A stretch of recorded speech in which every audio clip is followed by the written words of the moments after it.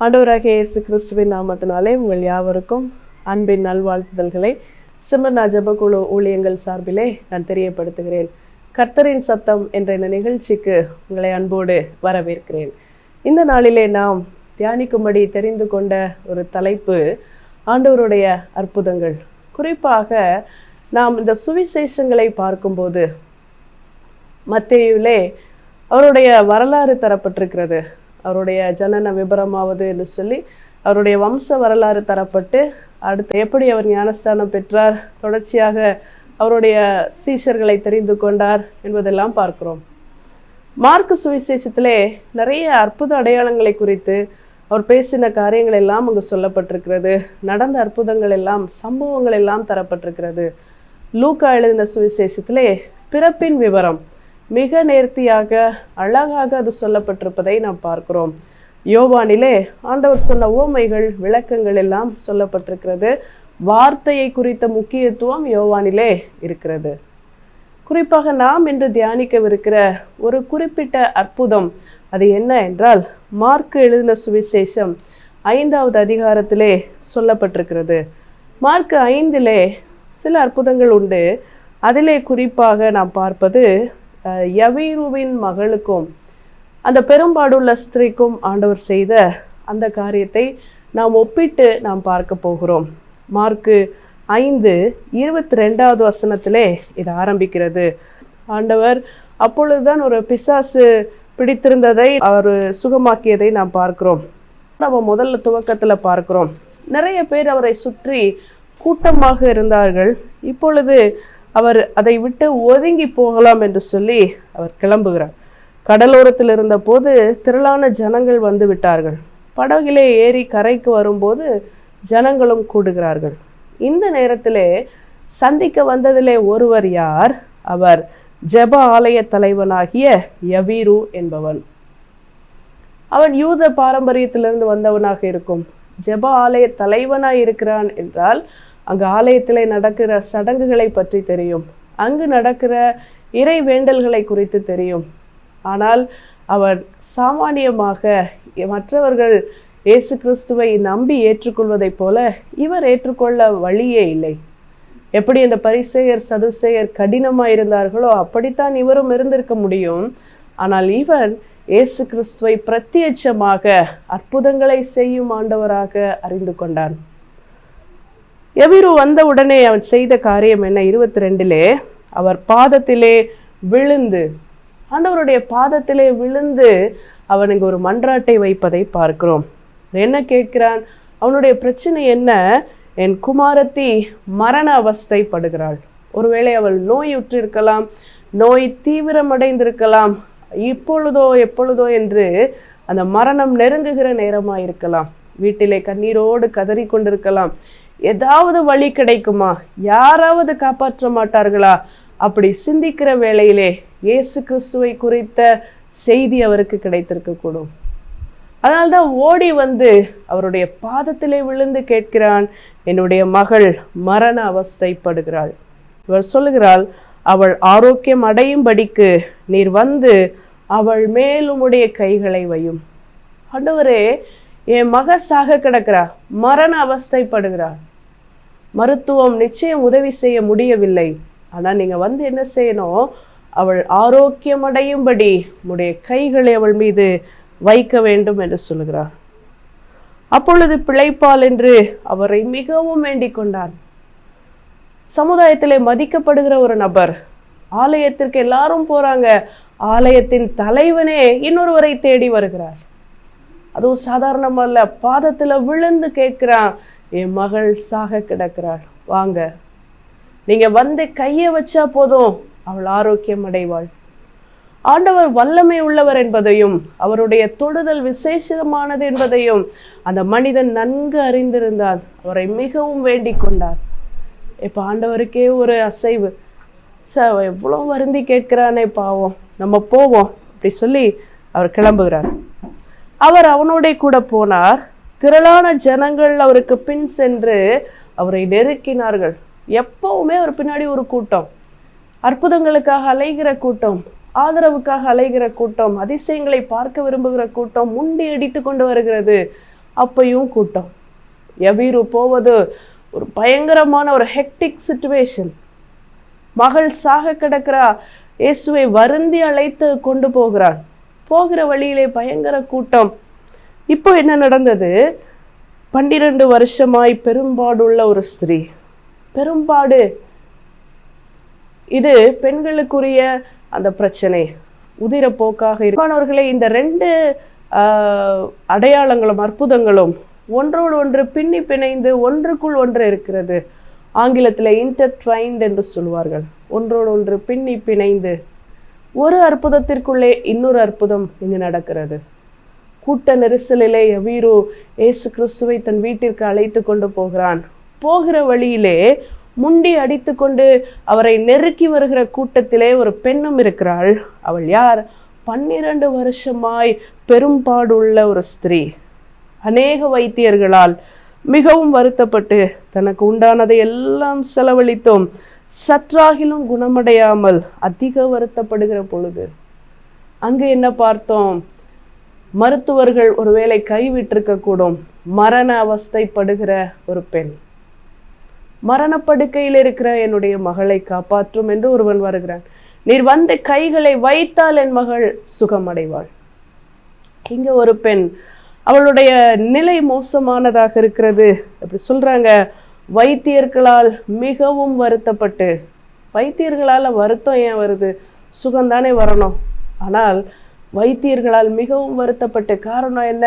இன்னைக்கு வா, நாளைக்கு வா, இங்கே போ, அங்கே போ, இதை சாப்பிடு, இதை சாப்பிடாத, அவங்களோட இன்ஸ்ட்ரக்ஷன்ஸ் அல்லது அவர்களால் அலைக்கழிப்பு தாங்க முடியல. ரொம்ப வருத்தப்பட்டு தனக்கு உண்டானவைகளை எல்லாம் செலவழித்து, அவளிடம் ஒன்றுமே இல்லை, எல்லாவற்றையும் மருந்துக்கென செலவழித்தாள். இவ்வளவு செலவழித்தும் பிரயோஜனம் இருக்கா? இல்லை.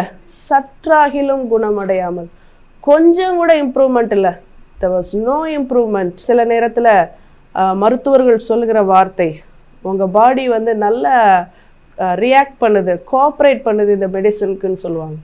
இந்த மருந்துக்கு உங்கள் உடல் ஒத்துழைக்கிறது, இந்த மருந்தை உங்கள் உடல் ஏற்றுக்கொள்ளுகிறதுன்னு சொல்லுவாங்க. ஆனால் இந்த பெண்ணுக்கு வைத்தியர்கள் தந்த எதுவுமே ஏற்றுக்கொள்ளலை. சற்றாகிலும் குணமடையாமல் டே 1ல என்ன நிலையோ அதே நிலை, இன்னும் தீவிரமாய். ஆனால் செலவு அதிகம் ஆயிடுச்சு, ஒன்றுமே இல்லை, அலைக்கழிப்பு, பாவம். இப்போ என்ன செய்கிறா? இயேசுவை குறித்து கேள்விப்பட்டு தான் அவருடைய வஸ்திரங்களை ஆகிலும் தொட்டால் சொஸ்தமாவேன் என்று சொல்லி ஜனக்கூட்டத்துக்குள்ளே அவருக்கு பின்னாக வந்தவருடைய வஸ்திரத்தை தொட்டாள். அங்கு ஒருவர், இயேசு கிறிஸ்து கையை வச்சா போதும் என் மகள் சுகமடைவா அப்படின்னு நம்புறாரு. இங்கே ஒரு பெண்ணு, அவரனை தொட வேணாம், நான் போய் அவர் ட்ரெஸ்ஸை ஆகிலும் தொட்டுறேன், வஸ்திரத்தின் ஓரத்தை ஆகிலும் தொடுறேன்னு சொல்லிட்டு போறா. இங்க 2மே விசுவாசம் என்கிற அடிப்படையிலே வந்தது. யவீரு ஜெபாலய தலைவனாயிருந்தான், யூத பாரம்பரியத்திலே ஊறி போனவனாக இருந்தான். ஆனாலும் இந்த மரண படுக்கையில் இருக்கிற என் மகளை மாற்றுவதற்கு, ஆரோக்கியத்தை தருவதற்கு ஆண்டவரால் மட்டுமே முடியும் என்று சொல்லி நம்பி வந்தான். இந்த பெண் எல்லாவற்றையும் செலவழித்து துயரத்தின் பிடியிலே இருந்து இயேசு கிறிஸ்துவின் வஸ்திரத்தை தொட்ட மாத்திரத்திலே நான் சுகமடைவேன் என்று சொல்லி நம்பி வருகிறாள். என்ன நடந்தது? வஸ்திரத்தை தொட்டாள். அவளுடைய விசுவாசம் அவளுக்கு அற்புதத்தை கொண்டு வந்தது. உடனே அவளுடைய உதிரத்தின் ஊறல் நின்று போயிற்று. எங்கிருந்து ரத்தப்போக்கு வந்துச்சு? இவ்வளோ ரத்தம் 12 வருஷமா வந்த அந்த அம்மா எப்படி உயிரோட இருந்திருக்கும் யோசிக்கிற அளவிற்கு வந்தது. ஆனா அவருடைய வஸ்திரத்தை தொட்ட மாத்திரத்திலே உதிரத்தின் ஊறல் நின்று போயிடுச்சு. எங்கிருந்து வந்துச்சு தெரியல, நின்று போயிருச்சு. அதை அவள் உணர்கிறாள். இன்டர்னலா அவ ஃபீல் பண்றா, எனக்குள்ள அந்த இரத்தப்போக்கு நின்றதை நான் உணர்கிறேன் என்று சொல்லி அந்த வேதனை நீங்கி ஆரோக்கியம் அடைந்ததை அவள் தன் சரீரத்தில் உணர்ந்தாள். இவள் இப்படி உணர்ந்து கொண்டிருக்கும் போது தன்னிடத்திலிருந்து வல்லமை புறப்பட்டதை இயேசு கிறிஸ்து உணர்கிறார். யாரோ ஒருவர் அற்புதத்தை பெற்றுக்கொண்டார். அவருக்கு தெரியாதா யார் என்பது? அவருக்கு தான் எல்லாமே தெரியுமே. சகலத்தையும் அறிந்தவரே, எல்லாவற்றையும் பார்க்கிற ஆண்டவராயிற்றே. இப்போ கேட்கிறார், என்னை தொட்டது யார் என்று சொல்லி. இப்ப சுத்தி இருக்க சீஷர்கள் கேட்கிறாங்க, என்ன ஆண்டவரே இவ்வளவு கூட்டம் இருக்கு, நெரிச்சுக்கிட்டு போறாங்க, யார் என்ன தொட்டதுன்னு கேக்குறீங்களே. அவளை காணும்படிக்கு அவர் சுற்றிலும் பார்த்தார். அந்த பெண் இப்ப பயந்து போய் என்னதான் கூப்பிடுறாரோன்னு நினைச்சிட்டே 33வது வசனம், அவருக்கு முன்பாக வந்து விழுந்து உண்மையெல்லாம் அவருக்கு சொன்னார். அவர் அவளை பார்த்து, மகளே, உன் விசுவாசம் உன்னை ரட்சித்தது, நீ சமாதானத்தோட போய் உன் வேதனை நீங்கி சுகமாயிரு என்றார். அன்பானவர்களே, இந்த பெண்களுக்குரிய பாடு பயங்கரமானது. அது மாதத்திற்கு 3 நாள் வந்தால் அது அமைதியாக சரியான நிகழ்வாக இருக்கும். சிலருக்கு அது தீவிரமாகிறது, சிலருக்கு அது இர்ரெகுலராக வருகிறது, சிலருக்கு நீண்ட நாட்கள் இரத்தப்போக்கு இருக்கிறது. அது பெண்களை பலவீனமாக்கும், மிகவும் உடைய பண்ணும், வேதனை உண்டாக்கும், மனதளவிலே வருத்தப்படுத்தும். எவ்வளவு கஷ்டம்! 12 வருஷமாய் நிற்காத உதிரப்போக்கினாலே ஒரு பெண் எவ்வளவு அவதியுற்று இருப்பாள். ஆண்டவர் சொல்றாரு, போதும், நீ நிறைய வேதனைப்பட்டுட்ட, இனி சுகமாயிரு, உன்னுடைய விசுவாசம் உன்னை ரட்சித்தது. வைத்தியர்கிட்ட இங்கேயும் அங்கேயும் ஓடி ஓடி போன அந்த பெண், இவரோட வஸ்திரத்தை தொட்டாலே நான் சுகமாயிருவேன்னு நினைச்சேன். வைத்தியர் நம்மளை தொட்டாதான் சுகமாகுன்ற நிலை போய், நான் போய் இவரோட வஸ்திரத்தை தொட்டா சுகமடைவேன் நம்புனா சுகமாச்சு. ஆண்டவர் சொல்லி அனுப்புறாரு, வேதனை நீங்கி சுகமாயிரு. இந்த கான்வர்சேஷன்ல நேரம் ஆயிட்டே இருக்கு. யவீரு நம்பிக்கையோட நிற்கிறார். இவர் வருவார், என் மகளை தொடுவார், என் மகன் எழும்புவாள் என்று சொல்லி நம்பிக்கையோடு அவன் காத்திருக்கிறார். இப்பொழுது பேசி கொண்டிருக்கும் போது அவனுடைய வீட்டில இருந்து சிலர் வராங்க. ஒருவேளை இவரை தேடி இருப்பாங்க, எங்க இருப்பாருன்னு. உம்முடைய குமாரத்தி மரித்து போனால், இனி ஏன் போதகரை வருத்தப்படுத்துகிறீர் என்றார்கள். சிம்பிளா ஒரு மரண செய்தியை சொல்லிவிட்டு போய்விட்டார்கள். ஒரு தகப்பன் எப்படி தாங்கிக் கொள்ள முடியும்? தன்னுடைய மகள் இறந்ததை கடைசி நேரத்துல மகளோட அருகிலே இருக்க முடியலையே. அவன் உயிர் பிழைத்திருவான் நம்பினேனே, இவர் வந்து கை வச்சா சரியாயிரும் நினைச்சேனே, இவர் தாமதிச்சுட்டாரே, ஒருவேளை அவன் கலங்கி இருப்பானோ என்னவோ. அவர் சொன்ன மாத்திரத்திலே இயேசு அதை கேட்கிறார். ஆனாலும் சொல்றாரு, பயப்படாதே, விசுவாசம் உள்ளவனாயிரு. செத்துட்டான்னு சொல்றாங்க, ஆனாலும் இவர் சொல்றாரு, பயப்படாதே, விசுவாசம் உள்ளவனாயிரு. ஒருவேளை நம்முடைய சூழ்நிலைகள் செத்ததை போல முடிந்து விட்ட நிலையிலே இருந்தாலும் கூட ஆண்டவர் இன்றும் நம்மோடு பேசுகிறார். பயப்படாதே, விசுவாசம் உள்ளவனாயிரு. இவர்கிட்ட நடக்க போகிற அற்புதத்தை குறித்து விசுவாசத்தோடு என்று சொல்லுகிறார். அந்த பெண்ணிடத்திலே நடந்த அற்புதத்தை குறித்து உன் விசுவாசம் உன்னை ரட்சித்தது என்று சொல்லுகிறார். இந்த 2 அற்புதங்களுக்கும் அடிப்படை விசுவாசம் மாத்திரமே. இவர் போகிறார், அந்த வீட்டிற்கு போகிறார். அந்த பெண்ணுடைய ஜீவன் போனதை பார்த்து கண்ணீரோடு கதறி அழுது கொண்டிருக்கிறார்கள். அழுகிறவர்களை ஆண்டவர் அதட்டுகிறார். அவள் மறிக்கவில்லை, நித்திரையா இருக்கிறாள் என்று சொல்லுகிறார். எல்லாருக்கும் ஏளனமா இருக்கு. என்ன இருந்தாலும் மறிக்கவில்லை, நித்திரையா இருக்கிறாளா? என்ன நடக்குது? குழம்பி போயிருக்காங்க. எல்லாரையும் வெளியே அனுப்புகிறார். பெற்றோரை மாத்திரம் பார்த்து கொண்டிருக்கிறார். இப்ப வந்து சொல்றாரு, தலிதா ஹூமி, சிறு பெண்ணே எழுந்திரு என்று சொல்லுகிறார். அதனுடைய அர்த்தம் அதுதான். இப்ப அந்த பெண் எழுந்தாள். அவளுக்கு 12 வயது இருக்கும். எல்லாருக்கும் ஆச்சரியம். ஆகாரம் கொடுங்கள் என்று சொல்லுகிறார். அன்பானவர்களே, விசுவாசத்தோடு ஜெப ஆலய தலைவன், யூத பாரம்பரியத்திலே மூழ்கினவன், சட்ட திட்டங்களை அறிந்தவன், ஆனால் விடுவிக்க வழி இயேசு கிறிஸ்து மாத்திரமே என்பதை அறிந்து அவருடைய பாதத்திலே விழுந்து மன்றாடுகிறான். நீர் வந்து கைகளை வைத்தால் என் மகள் சுகம் அடைவாள் என்று சொல்லி. நீங்கள் எந்த நிலையில் இருந்தாலும் சரி, உங்களுடைய விசுவாசம் உங்களை ரட்சிக்கும். இதை பார்க்கிற யாரோ ஒருவருக்கு ஏதோ ஒரு அற்புதம் என்று தேவையாயிருக்கிறது. உங்களுடைய சூழ்நிலைகள் ஒருவேளை எனக்கு தெரியாமல் இருக்கலாம், ஆண்டவர் அறிந்திருக்கிறார். யவீருவின் மகள் போல மரண அவஸ்தைப்படுகிறவர்களை குறித்து கண்ணீரோடு ஜெபிக்கிறீர்களா? பெரும்பாடுள்ள அந்த ஸ்திரீயை போல என்னுடைய உதிரத்தின் ஊரல் என்றும் நிற்கவில்லையே என்று கண்ணீரோடு கதறுகிறீர்களா? என்ன பிரச்சனை அது தெரியாது. அது முடிந்து போன ஒன்றா, மரித்து போனதை போல முடிந்த ஒன்றா தெரியாது. ஆனால் ஆண்டவர் அற்புதர் என்பதை மறவாமல் இருங்கள். விசுவாசம் உள்ளவனாய் இரு என்று சொல்லாரே, அவனை தைரியப்படுத்தினார். உன் விசுவாசம் உன்னை ரட்சித்தது என்று சொல்லி விசுவாசத்தை ஆண்டவர் கனப்படுத்தினாரே, அதை நினைப்போம். உங்களுடைய என்னுடைய ஆண்டவர் நேற்றைக்கு இருந்த அதே வல்லமையோடு இன்றும் இருக்கிறார். அவர் செயல்படுகிறவர். இன்றும் நம்முடைய காரியங்களில் அவரால் செயலாற்ற முடியும். இந்த விசுவாசம் இன்று நமக்கு தேவை. விசுவாசத்தை குறித்து பிரசங்கிப்பது எளிது, ஆனால் அதை பயிற்சித்து பார்ப்பது, முக்கியமான பயங்கரமான சூழல்களிலே அபியாசப்படுத்துவது கடினம். ஆனாலும் ஆண்டவரே, இந்த காரியங்கள் எங்களுக்காக எழுதப்பட்டிருக்கிறது, நாங்கள் இதை விசுவாசிக்கிறோம் சாமி. நீர் வல்லமை உள்ளவர், மாறாதவர். அதே அற்புதத்தோடு இன்றும் எங்களுக்கு செய்ய முடியும், அதே வல்லமையோடு நீர் செயலாற்ற முடியும் என்று விசுவாசிப்போமானால் நாமும் காப்பாற்றப்பட முடியும். ஜெபிப்போமா. கிருபையுள்ள நல்ல ஆண்டவரே, இந்த நாளுக்காக நாங்கள் நன்றி செலுத்துகிறோம்.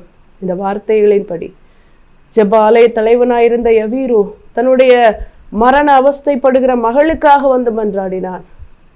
12 வருஷமாய் நிற்காத அந்த உதிரத்தின் ஊரலுக்காக கண்ணீரோடு ஒரு பெண் வந்து உம்முடைய வஸ்திரத்தை தொட்டு சுகமடைந்தாள். ஆண்டவரே, இன்றும் நீர் விசுவாசத்தை கனப்படுத்துகிறவராக இருக்கிறேன். இந்த செய்தியை கேட்கிற யார் யார் தங்களது விண்ணப்பங்களுக்காக, பிரச்சனைகளுக்காக, வியாதிகளுக்காக விசுவாசத்தோடு மன்றாடுகிறார்களோ அந்த விசுவாசத்தை கனப்படுத்துவீராக, நீர் தொடுவீராக. ஆண்டவரே, உம்முடைய வல்லமை இந்த நேரத்திலே இறங்குவதாக. ஆண்டவரே, சுகம் உண்டாவதாக.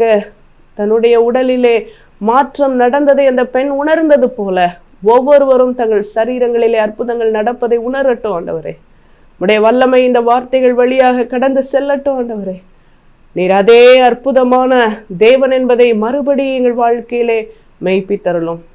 விசுவாசத்தோடு மன்றாடுகிற எல்லாருக்கும் அற்புதங்களை செய்தருளும். இயேசுவின் நாமத்தில் ஜெபிக்கிறோம் எங்கள் நல்ல பிதாவே. ஆமேன்.